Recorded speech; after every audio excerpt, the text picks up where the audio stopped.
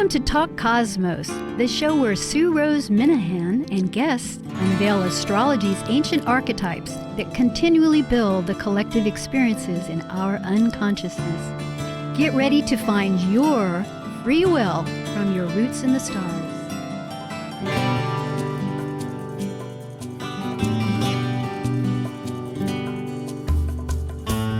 Surprise! Here we are in living Technicolor. Who would have thought? It's very exciting to greet and meet, well, somehow we will, all of you. This is Talk Cosmos, and I'm Rose Minahan, host. And tonight is December 19th, 2021. And remarkably, across the globe, astrologers are talking, and not always astrologers. It's mainstream, it's on the news, it's in everywhere. The Christmas star, as often is referred, the grand conjunction of the gas planets Jupiter and Saturn. Thank you. I suddenly was out there in the universe floating away because they're a big gas. They're floating. Tonight's subject, because last week we spoke about that, and this week is really about the wonderful, and you could even say miraculous in a way, because we're all experiencing this, and we're experiencing life on such a global, interconnected experience since COVID, our demise, but yet what we're struggling through to reinvent and re-become, just like Talk Cosmos right here is now YouTube. Besides podcast, we're not leaving anything, we're integrating everything. So what I'm referring to is air. This 20-year conjunction, which last happened in 2000 in Taurus, was the very last of the Earth signs. It's an 800-year cycle. There's 4 elements. And it went from Earth, which has to do about form. You can touch Earth. It's physical. It's real. We know it's there. Well, we think we know it's there. It's mostly space, right? Atoms are space, not to deviate too much.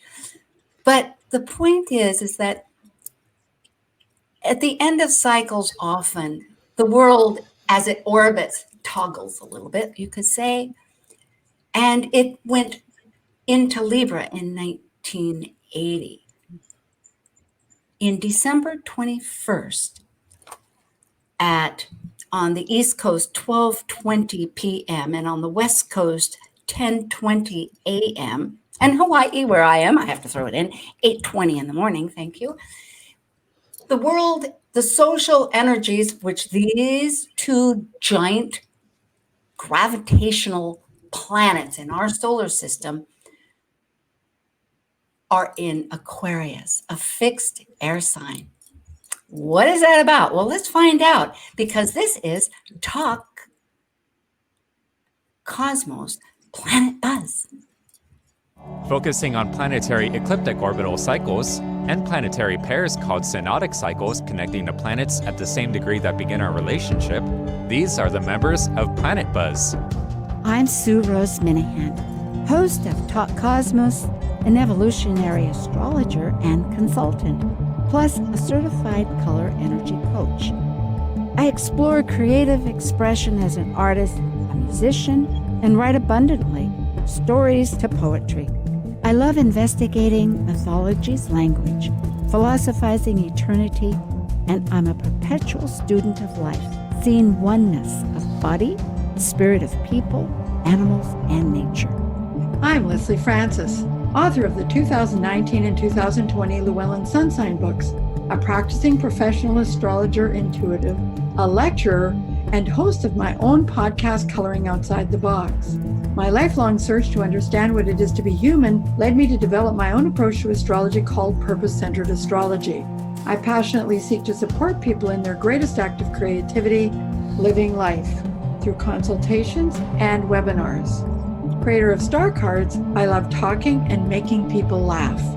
I'm Tara All, an astrologer, writer, and artist who loves spirituality and metaphysics. I practice and teach evolutionary astrology, and I work with the tarot, crystals, hermeticism, and animal medicine. My approach is creative and experiential, and I created a YouTube video series called We Are the Planets through EA Zoom meetings. I also speak at conferences. Currently, I'm the resident astrologer and lead writer for Sage Goddess, and I serve on the ESAR board as marketing director. And I'm Dr. Laura Tadd. I have a PhD in human science and work as a spiritually oriented psychological astrologer with people around the world. I teach and lecture on astrology both in person and remotely. I have a blog. I have written for the Mountain Astrologer, Celestial Vibes, and Tarot.com. Additionally, I am the educational coordinator for Live Life Resources, an educational nonprofit specializing in resiliency training, education, and research. And as the ancient Hermetic code reveals, as below, so above. As above, so below. Yes, we investigate. And to just begin this introduction of our two new members now with Planet Buzz, it has been Dr. Laura Tadd and myself for the past year.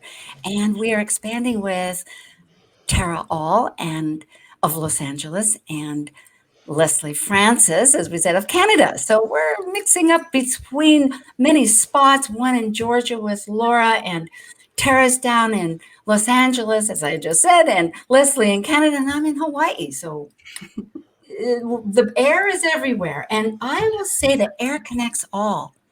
It is an element that is intermediary with water. It has a symbiotic relationship that's always evaporating and condensing for circulation, and touches and feeds the entire nation. Between, when I say nation, I'm thinking nation of humanity, really.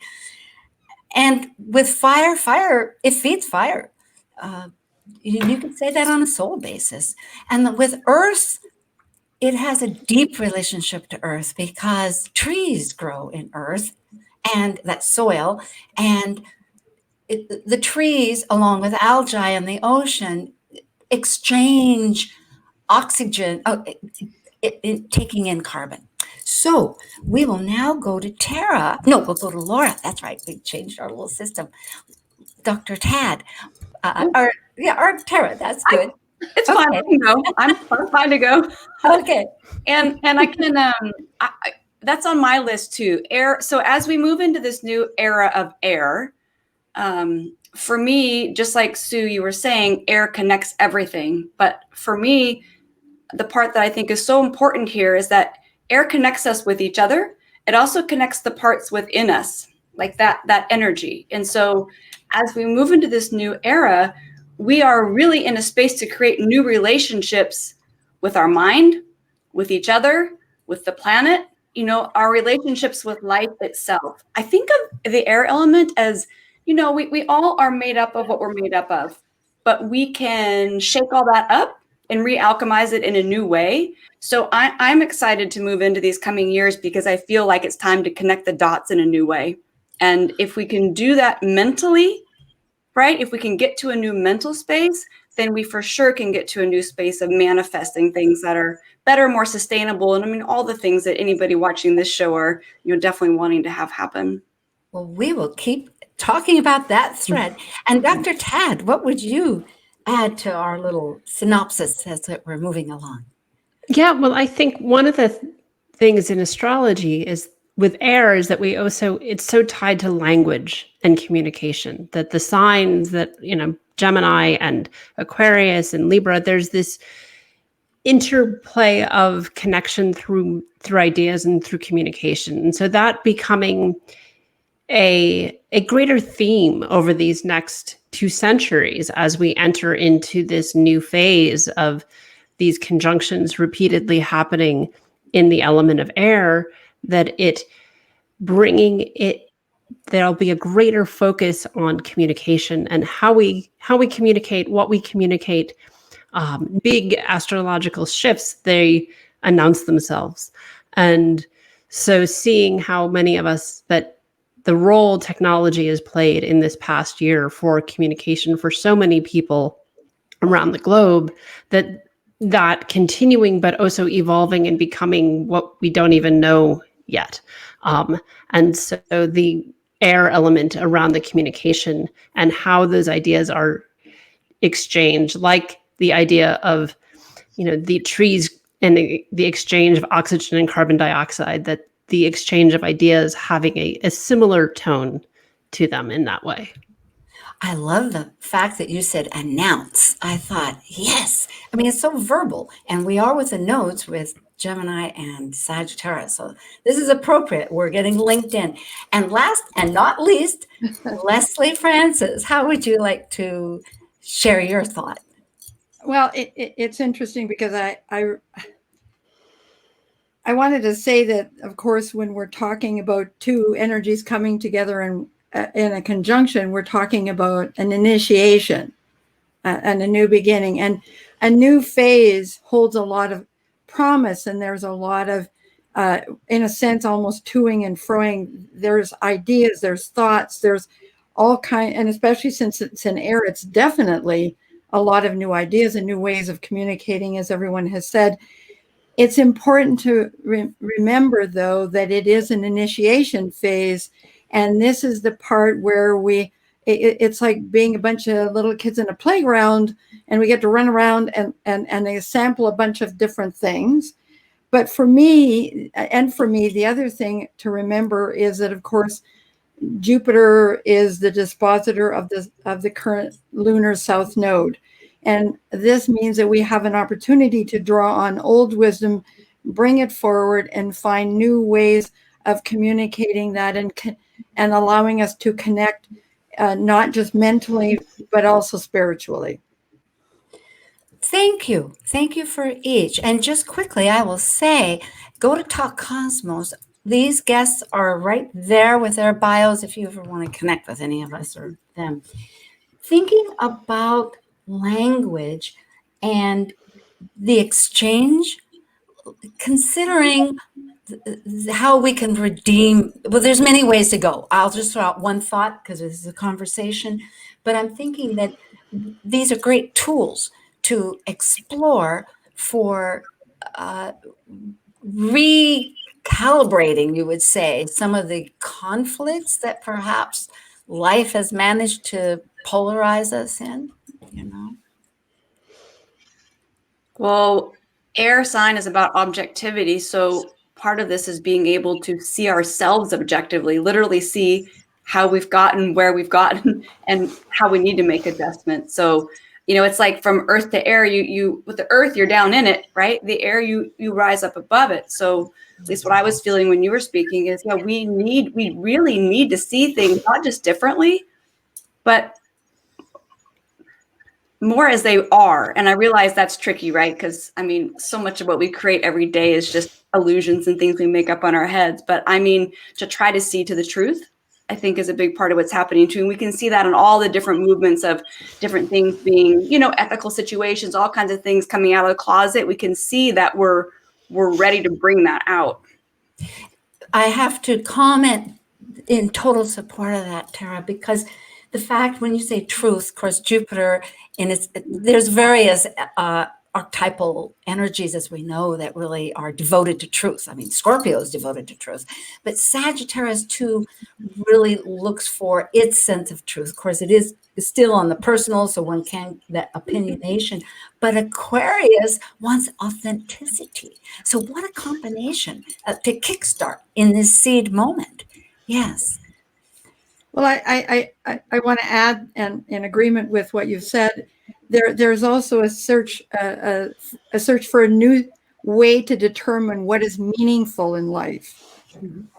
To once again think differently, but objectively, and it's funny because I think that often the energy of Aquarius gets a bad rap, and in terms of it being so detached. And to me, there's a difference between detachment and disconnect.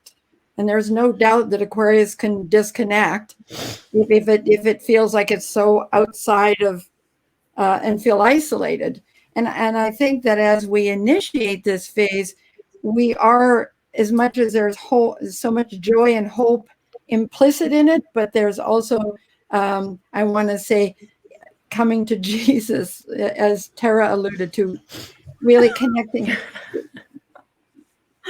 You gave a lot more emphasis on what I said. Thank you, Leslie. Yeah, I was thinking, well, and I'm waiting for Dr. Tad here as we keep jumping. But I'm thinking that idea of detachment is objectivity. Now, here we, immediately speaking, have tied in a lot of the thoughts that we've presented, because we're coming to common ground through this word association.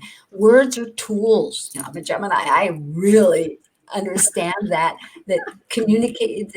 What a wonderful time, though, that we can begin to, if we learn how to address ideas, debate, or just dialogue, rather than associating too much personal disdain.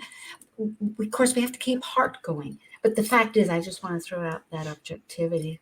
Yeah. Dr. Tad, earlier in our little chat, the four of us brought up history. Do you want to throw that in a thought right now? Sure. Well, yeah, I mean, I always find whenever there's a big astrological shift happening, I want to look back and see what happened before to help inform what's happening currently. And I mean, I have pages and pages of notes, but even when we're talking about the objectivity piece, one of the things that's interesting is that one of the last cycles, so we're looking at these 800-year cycles, right, of when this conjunction occurs in air.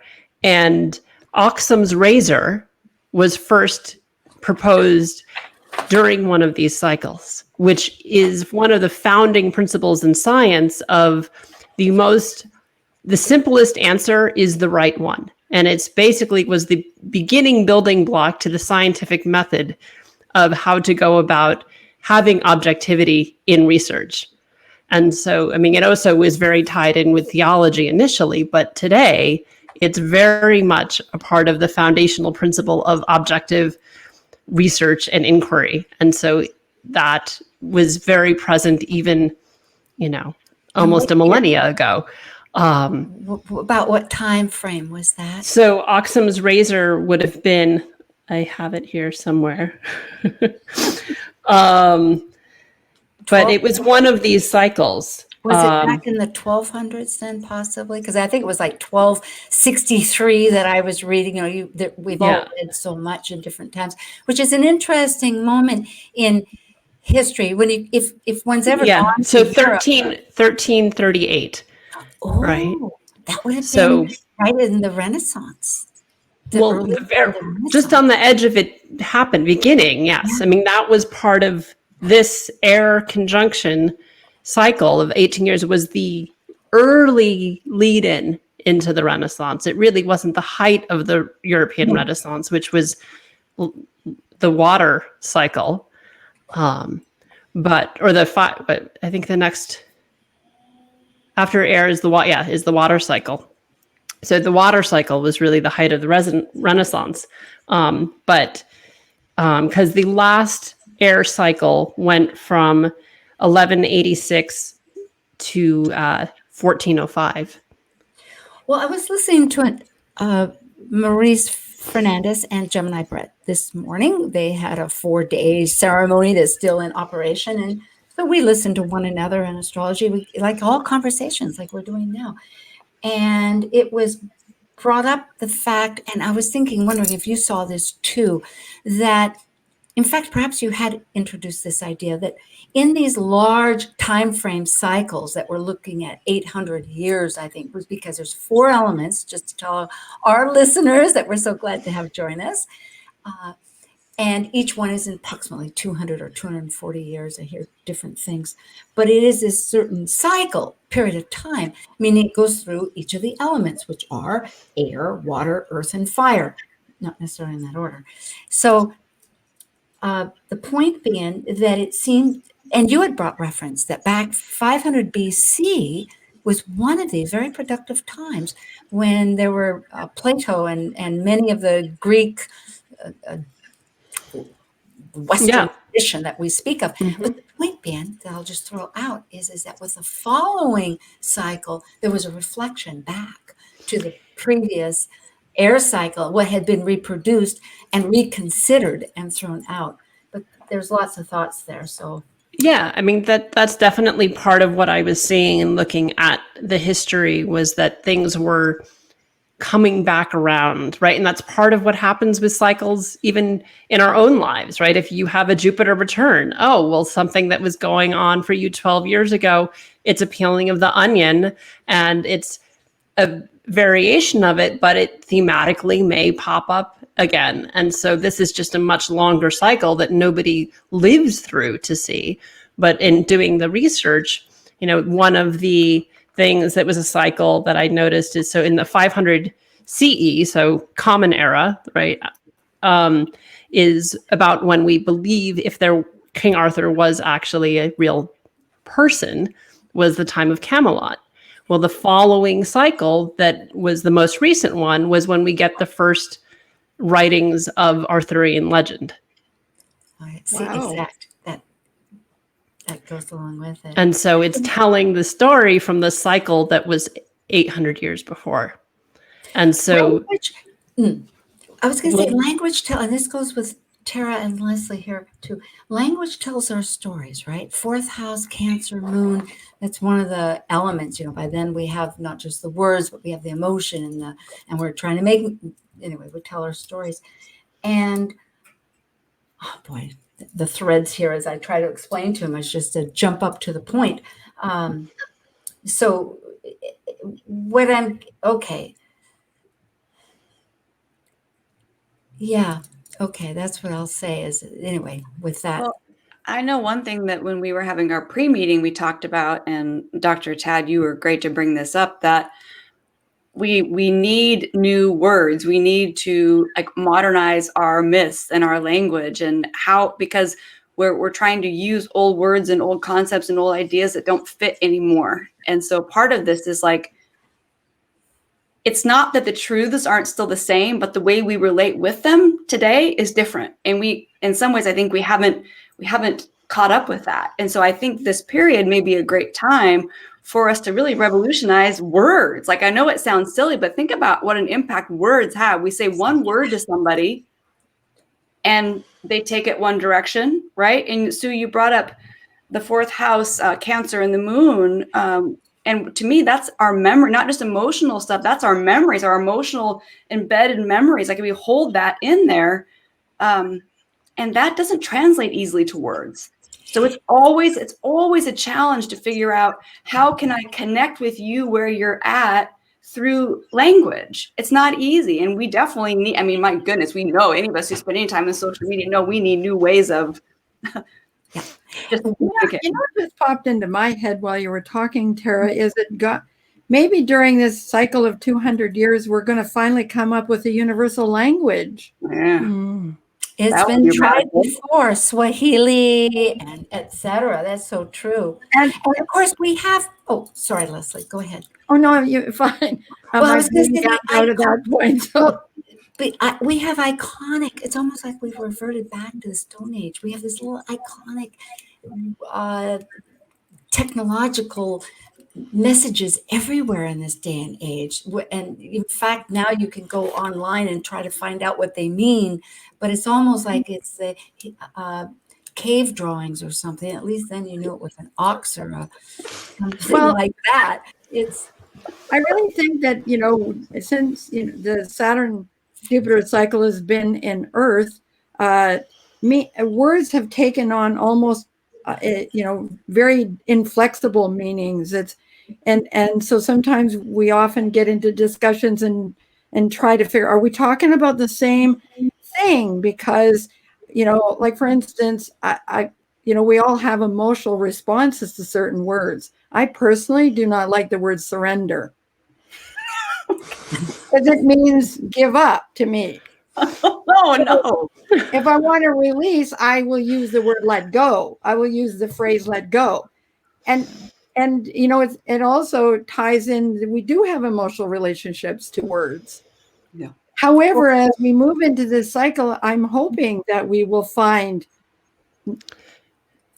deeper or different, I don't like the word sure. Anyways, create a language that is more reflective of the world that through the heart. we live in. Yes, through the heart, and that ties in both with Tara was saying is that the reason I was relating this about goes back to your word detached. With objectivity, we can look at 800 years cycle and redefine, this kind of ties in what we're saying, redefine our stories as we do even within childhood to any time in life. You sit in the corner because you can reflect on what you did and think of options, another perspective. It's the same idea, but here as a culture, because these are cultural planets that are operating, it is a real opportunity for us to navigate forward. I just wanted to say one thing about emojis. I think it's an interesting thing because it's allowing us to use imagery, not just words. And maybe it's the transition to a new language. I don't know. I think you've got a key. And this is Planet Buzz, our new group of great 4 astrologers. That's Tara All, Leslie Francis, and Dr. Laura Tadd, and myself, Sue Rose Minahan. December 19th, we'll be right back talking about 200 years of air. That's a light subject. We'll make it deep. See ya.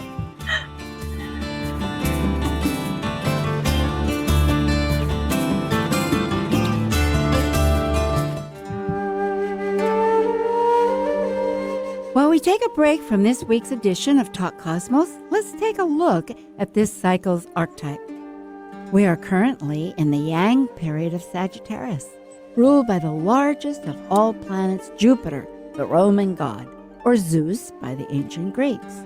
By leaving a cycle based on power and powerlessness of life and death and regeneration, involving committed relationships, Sagittarius energy finds meaning for an expanded perspective and potential for actualization in their search for truth. As a mutable fire sign depicted by the centaur, Sagittarius is adventurous and seeks the beyond. Sagittarius travels to far places, physically and mentally, to find the truths of life. Welcome. This is Leslie Francis, professional astrologer and author of the 2019 and 2020 Llewellyn Sun Sign books. And you're listening to Talk Cosmos on Alternative Talk, 1150 a.m., hosted by Sue Rose Minahan every Saturday from 6 to 7 p.m.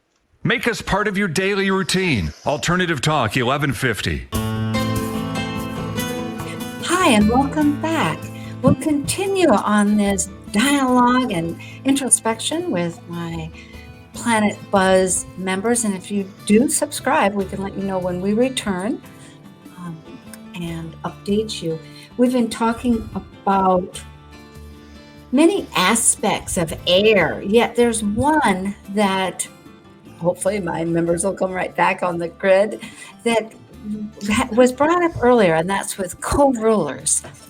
Jupiter, before there's this entire dialogue that Saturn and Jupiter make every 20 years at least.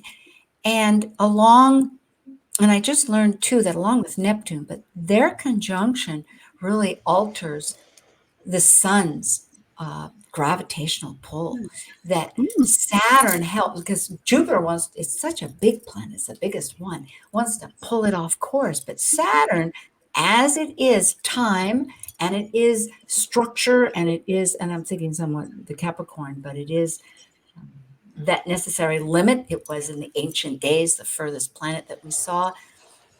And so it keeps that Saturn in. It has another nuclei of energy. At any rate, as we know that there's other forces coming up in January, although this is 200 years, but still, this is the seed point. That on the 21st, the sun will be at 0 degrees Capricorn earlier in the day at 2:20 a.m. Pacific time, which is a world point. There's cardinal, that's a cardinal energy, it's motion. I'm trying to keep some of our lay people, our non-astrologers, a little adrift of what we're speaking in our tongue.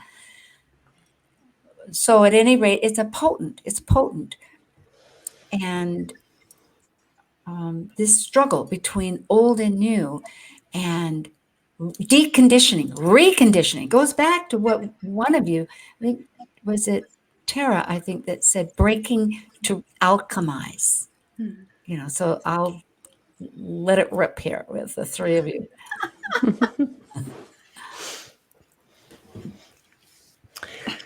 Well, one of the thoughts I had when you were talking, Sue, in terms of looking at Saturn and time and the different way that it can be expressed in air as opposed to the more sort of Capricornian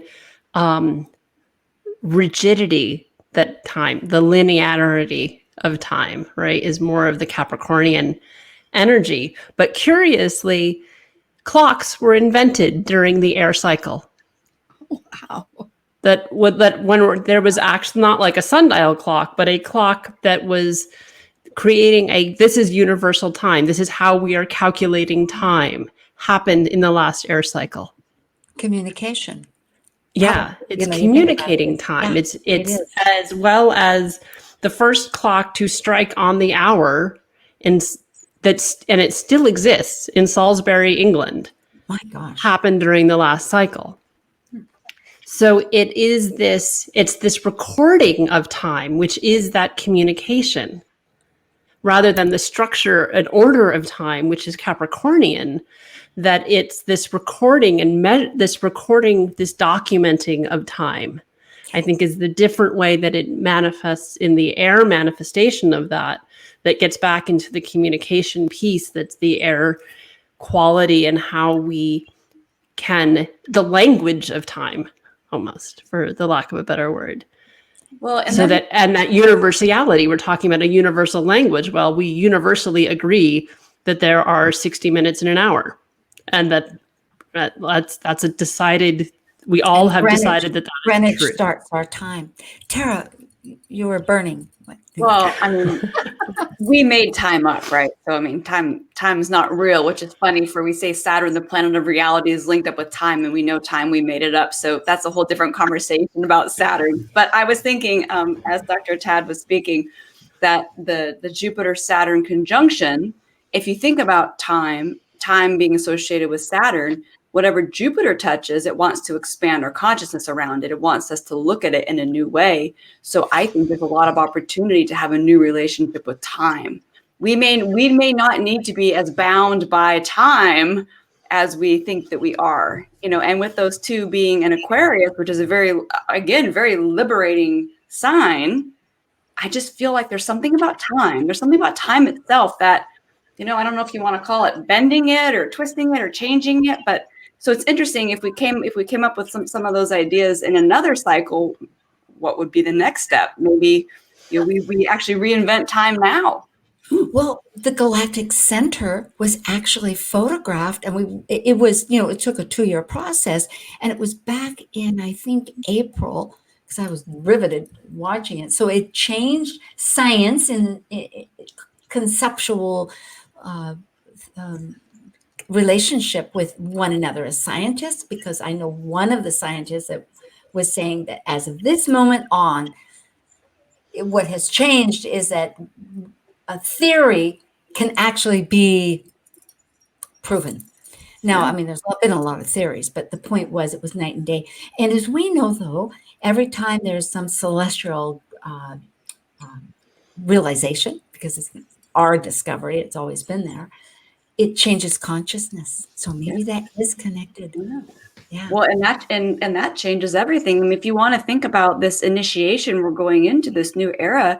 Literally, the past is meeting the future in the now or in the present. So that's, I mean, one, you could just totally geek out on that, but I just mean in a very literal, practical way, we can have a new relationship with it. Galactic center, so we're actually in Sagittarius season right now. Today, as we speak, Mercury is conjunct the sun in Sagittarius within 1 degree of the galactic center. So we literally right now, if we're open to it, like there is an infusion of cosmic intelligence coming through. And I feel like the timing, can you imagine this is happening right before this conjunction happens on the solstice?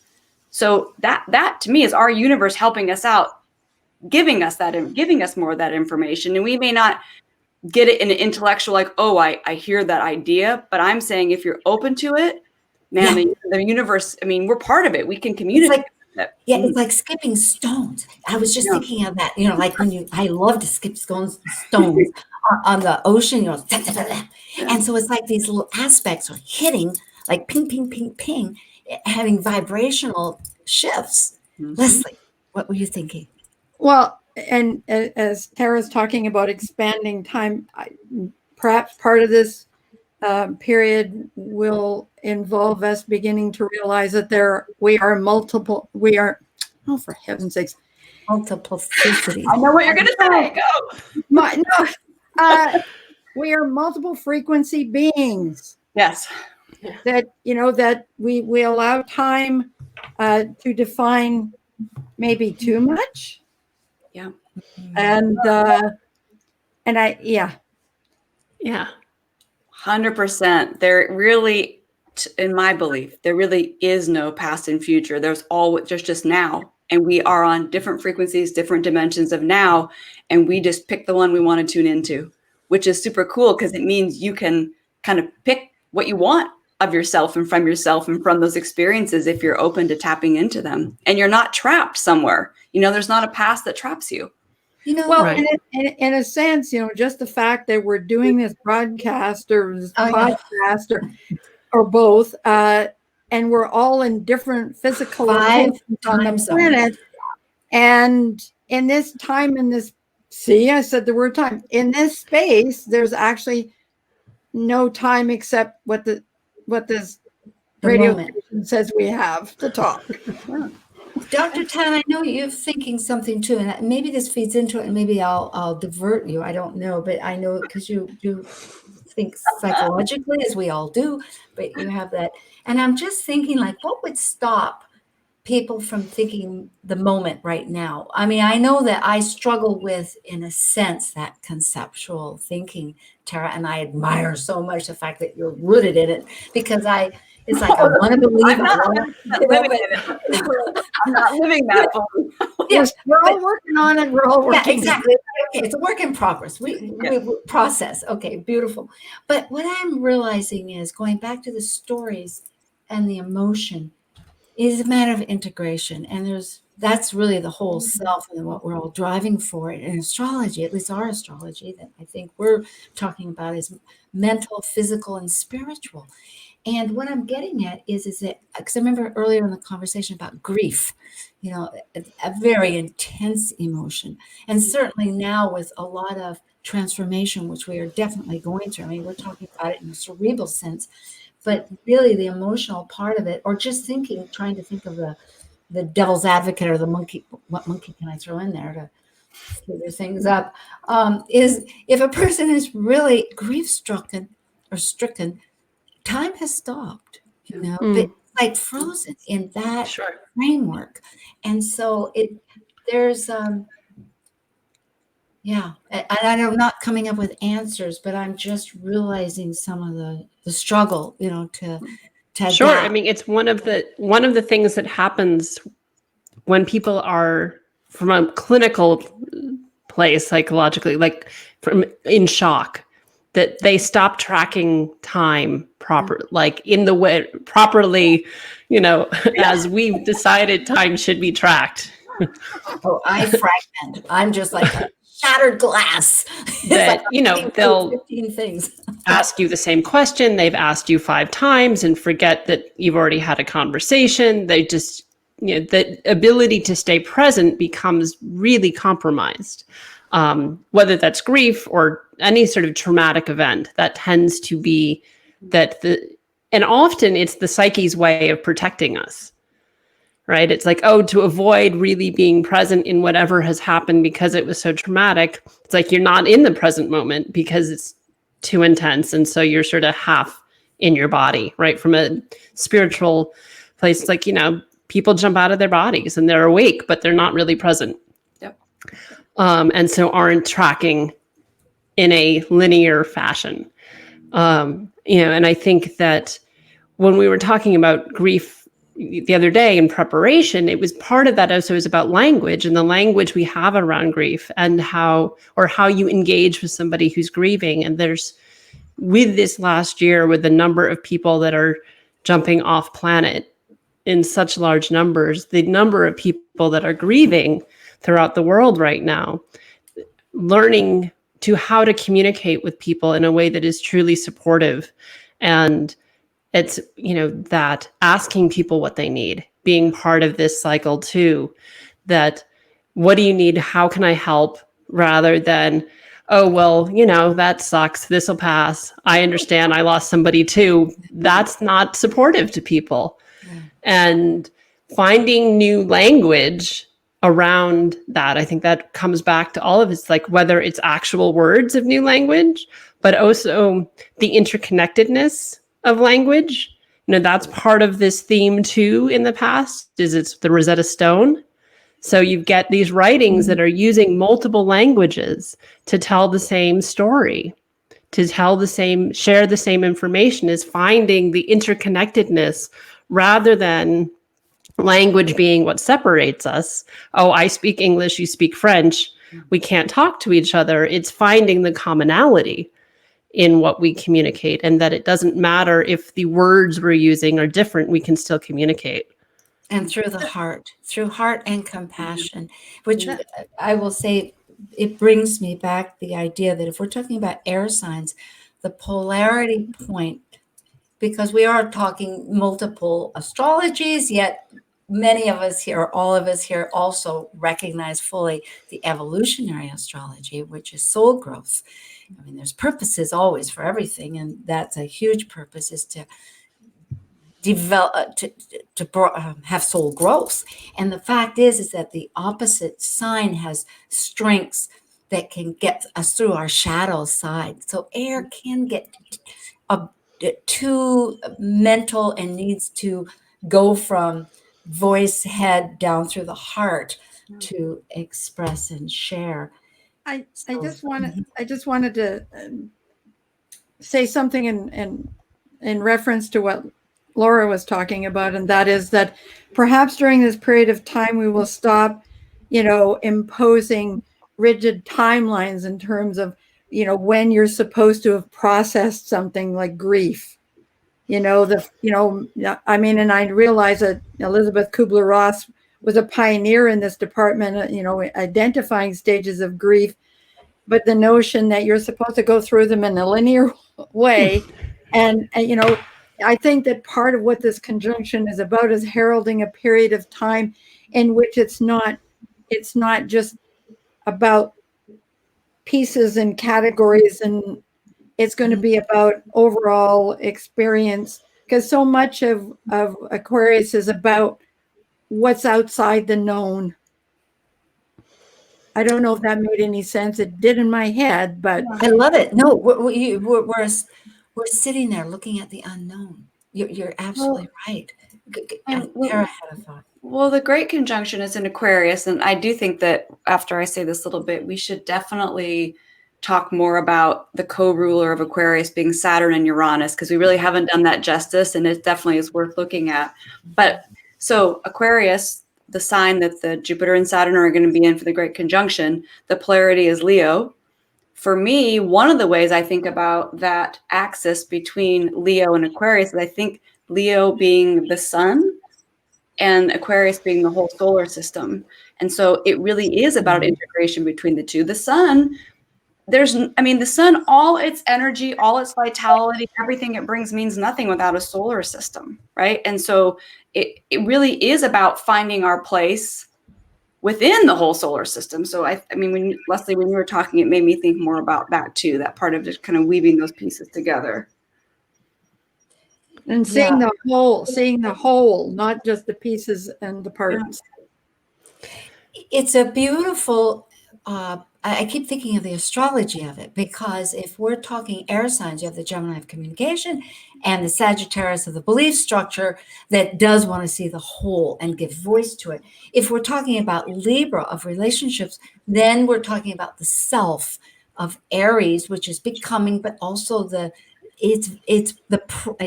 there you get into that cardinal square.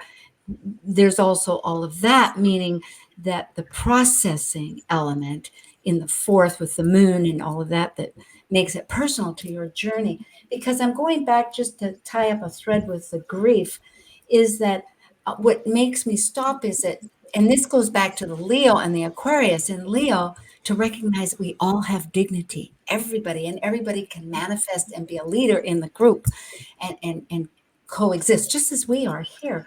And so if we were to look without the timeline, which is a very valid point, it gives dignity to that person's reality, and it gives them, it gives the opportunity to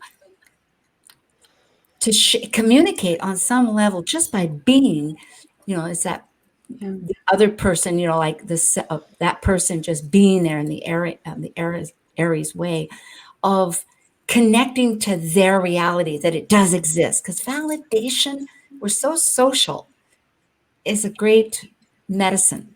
It's not that we have to be right or wrong, but just that I see purple. Yeah, I can see there's a little purple in that rainbow. It's a little faint. But when you think about the Aries and the Libra, to me, I mean, it's the integration of me and we, right? So that's it's the same way if we look at Leo and Aquarius, it's the sun and the solar system. Same with Aries and Libra, me versus we. So all of these really are about weaving, and all the fire signs, which are of course the polarities to the air signs. They're all about self-identity on some level.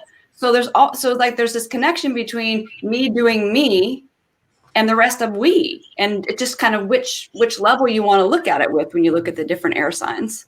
Good. Well, let's go then. I like this. Let's go to that factor that you reminded us, Tara, and I was going to at the half hour, about the co-rulers, because Saturn ruling Capricorn and Aquarius is really a factor of looking at what works in the structure to keep, and what we've been conditioned through, perhaps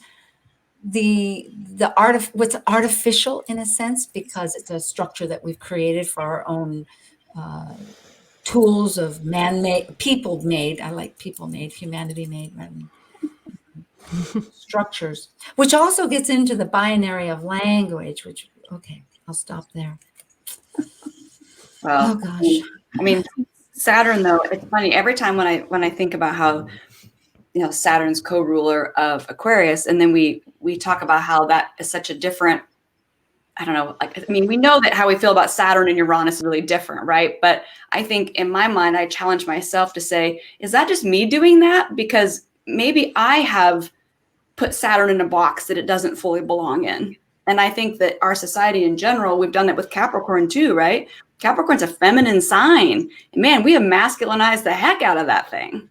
So, well, that's because it initiates things, and of course we have an assumption that it's only the masculine that can initiate, right? But now we're getting into the binary thinking. Let's stop and think, if I might present the idea that, because I know that we get caught up in this just like everybody else, and we have a few minutes, that one initiates and one receives. So Capricorn is a receiving sign. We could call it that way, but also it has a purpose. It has a purpose to keep things with a structure. I mean, we wouldn't even be standing if we didn't have a backbone.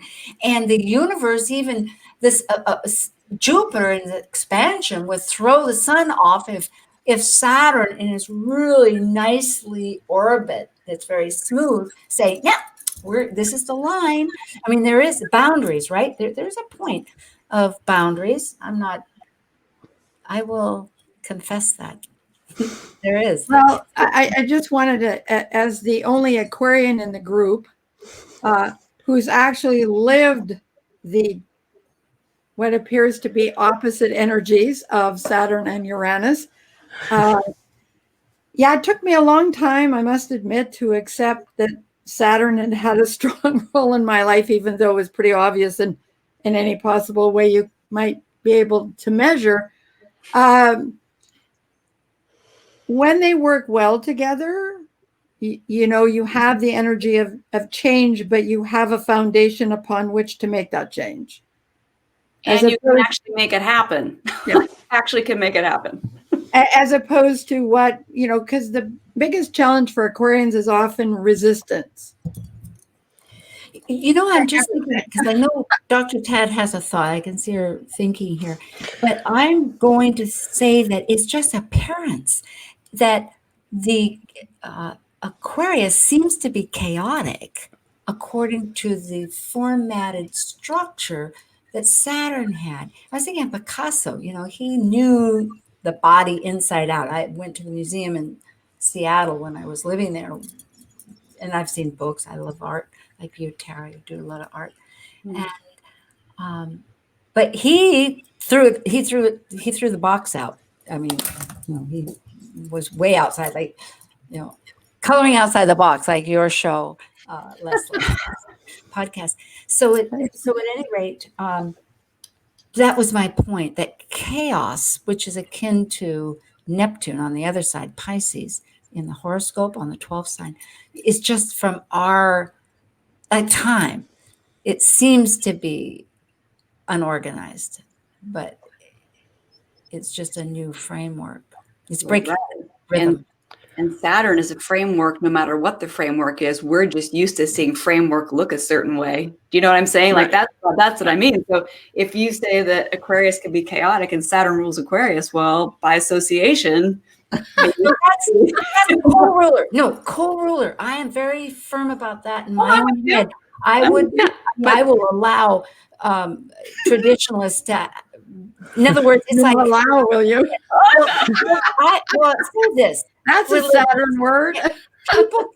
People can have any religion they want or no religion. People in astrology can be Vedic, they can be or eclectic or everything else. But just don't tell me I can't have. And I'm not saying you are, that I can't have my way of thinking. I like co-rulership. It's like, I went to first grade, but that doesn't mean I threw out first grade when I got to seventh grade. Well, I think that part of that co-rulership, or even just the way Saturn can be expressed in Aquarius, is chaotic order. It's the Capricornian that makes this idea that order is only linear. Yes. Thank you. That's the rigidity of the Capricorn, that it has to be A, B, C. Well, it could be A, Q. That's still an order. Maybe we don't see what the order is, but there's still an order there. And just because it's beyond our capacity with our human understanding to recognize the order doesn't mean it doesn't exist. Yeah, exactly. We're already liberating Saturn. I can feel Saturn dancing right now. It's really good. I just have a quick story to share because it's very typical of what Laura just said. And that is, when I was a journalist, I'd get an assignment and they said they wanted this. And I would go out and I would do a story that was kind of like that, but the content was not at all what they expected. Yeah. I just followed the energy. I let the story tell itself rather than me imposing on it. And Saturn, thank you, Tara. I think we just worked out what maybe society's worked out with this, but Saturn in Capricorn is very spiritual, and we have not allowed that to be.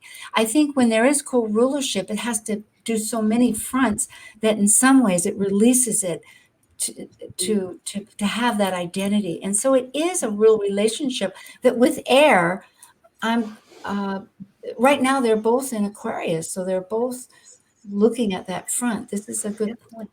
I will say next week we have cosmic collaboration, and no, scratch that. It's the Moonbeam team because there's a full moon coming up, a potent one. And tonight is Planet Buzz, and we have guest Dr. LauraTadd here on the other side of me, and above would be Leslie Francis and Tara All. So check out the website, subscribe, and we're glad to have you. And we're still talking about air, and we have a minute here. We can talk. And now nobody speaks. I know. The drum roll goes. You know what? I wrote down a couple of things about just Jupiter, Saturn together. to me, believe and become. Like, that is the lovely marriage of those two, and that's been just sitting strong in my heart. So, yeah. I like this. Believe and become. And we had said earlier a village mentality versus tribalism. So I think it's cooperation. Not cooperation with the dignity. Dr. Tad, Leslie? Yeah, well, just to build an idea of, I think that traces back to this idea of like language, universal language, or communicating with each other in a way that everybody can understand, even if we use different words. That heart connection or the intention behind it has universal truth to it. There's a universal language, even if it's different words. And I just want to say, changing perceptual frameworks. All right. Because perception is reality, so we can change that. Yeah. Good. YouTube, podcast, Talk Cosmos, each of you, and all of you that are listening, we do love you. All right. Bye.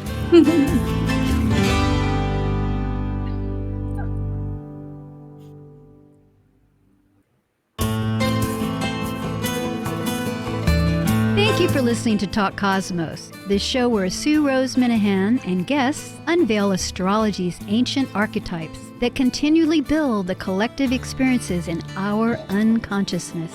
Be sure to tune in next Saturday at 6 p.m. to continue finding your roots in the stars. The views expressed